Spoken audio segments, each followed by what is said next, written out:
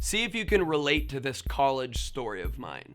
When I was a freshman in college, my humanities professor assigned the class a group project. We were told to form groups of 4 and complete the team assignment on our own time before the next class meeting. He said the grade for this project would be a portion of our final and that everyone in our groups would receive the exact same grade. He explained the instructions, presented the rubric that he would use to assess the work, and then dismissed the class. And my first thought was, wait a minute, isn't he going to assign our groups for us? I mean, looking around at this large college class, I realized I didn't know a single person in the room. It wasn't like high school where I'd been only a few months before and I kind of knew everybody in some way. I mean, my anxiety started to rise as I tried to make eye contact with another student in the room to start a group, but nobody would meet my eyes and it seemed like all the other students knew each other really well. And I was just this strange loner awkwardly pacing the lecture hall. And just as I was about to approach the professor and ask him whether I could complete the assignment on my own, because let's be honest, that's what we all want to do anyway with these type of things, I felt this tap on my shoulder. And I turned and I saw 3 girls standing there smiling at me. And the one who tapped me said, "Hi, do you want to be in our group? We're going to work on it tonight at our apartment." While struggling mightily to form actual words, I eventually managed to croak, "Yes." And it was like divine intervention. These girls wanted me to be in their group and extended an invite to come to their apartment that evening to work together. Well, after fumbling through an introduction, I offered to pick up all of the project supplies before coming over. And that night I arrived at their apartment in my just washed cargo shorts and my brand new puka shell necklace. And while I was prepared to work on the project, I was even more excited by the fact that they chose me to be in their group and that I might actually make friends and maybe even a girlfriend in college. Well, as I walked in the door with the poster board and markers in hand, instead of them saying, "Oh, hey you, so glad you're here," one of the girls said, "Oh, hey, do you mind if our boyfriends hang out while we work on this?" Boyfriends? I was like, sure. And that was about it for the group project. For an hour that evening, I worked on the project by myself in the living room of 3 strangers while they laughed and talked and watched TV with their boyfriends. And I finally just told them that I would take the project home with me and finish it by the due date. And all of my group mates said that was so sweet of me and to let them know if there was anything they could do. Well, a couple of days later and hours of work later, I submitted the project. And my professor awarded me, along with each member in my group, a big fat A. And it didn't matter that I had done all of the work. The professor didn't take into account the money I spent on supplies, my hours of research, and or the fact that all of my group mates just watched Dawson's Creek while I did all the work on the poster board.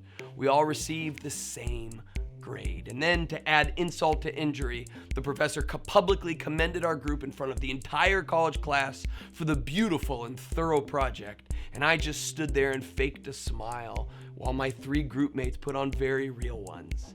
And then from that day forward, I joined the massive contingent of people, teachers, students, and professionals alike, who hate group projects. Thinking back on the story, I realized there are many things I could have done differently during my first ever college group project. I could have sought out people to be in a group with rather than desperately saying yes while hoping to make friends or score a date. I could have asked my partners to turn off the television and help me research. I could have suggested we meet at the school library. When asked to do the lion's share of the work, I could have simply said, no. I could have made a spreadsheet listing every group member's tasks. I could have sent text messages to the other group mates asking for a project status update. I could have held a serious conversation with anyone who wasn't doing their share and asked them whether they wanted to be in our group or whether they wanted to leave unless they wanted to start contributing. Essentially, I could have collaborated. But the truth is, I didn't know how to do any of that. The bulk of my education career up to that point had been an individual operation. Aside from the rare group assignment in which students usually had to create a PowerPoint presentation, which mostly entailed every person completing a different slide and pasting them into the same presentation with different fonts and styles and levels of detail, I had very little exposure to quality group work. So much of my education experience growing up was spent sitting in rows and learning information so that I could complete an assignment, so I could pass a test, or I could learn and grow. I mean, school was about personal growth and personal achievement, which kind of makes sense. That's kind of what it's all about. Personal achievement, personal success. But this is a problem, because eventually you get to college and you have to manage yourself and others in groups. Or you get to the modern workforce where surveys show that collaboration is the #1 skill desired by employers.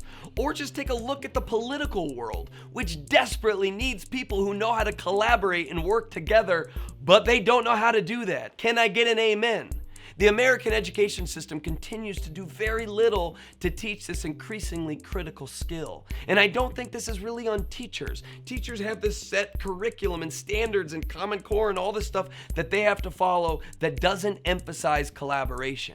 I mean, we've got to discover ways to make group work meaningful and something that doesn't make you want to pull your hair out when you teach it, or something that students despise anytime you announce that you're going to do a group project. We've got to find ways to make collaboration emphasized in the classroom. We've got to make classroom collaboration a key part of what school is about.